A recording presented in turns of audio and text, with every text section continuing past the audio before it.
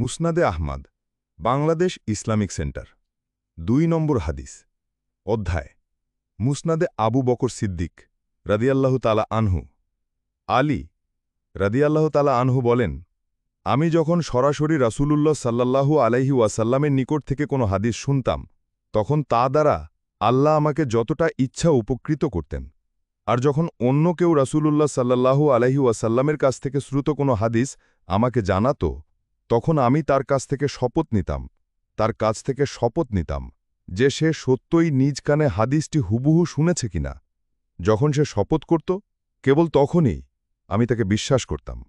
আবু বকর আমাকে একটা হাদিস শুনিয়েছেন এবং তিনি সত্যই বলেছেন যে তিনি রাসূলুল্লাহ সাল্লাল্লাহু আলাইহি ওয়াসাল্লামকে বলতে শুনেছেন, যখন কোনো ব্যক্তি কোনো গুনাহের কাজ করে, তার অব্যবহিত পর খুব ভালোভাবে অজু করে, মিসওয়ারের বর্ণনা মোতাবেক, অতপর নামাজ পড়ে, সুফিয়ানের বর্ণনা মোতাবেক, অতপর ২ রাকাত নামাজ পড়ে, অতপর মহান আল্লাহর নিকট ক্ষমা চায়, তখন অবশ্যই আল্লাহ তাকে ক্ষমা করেন।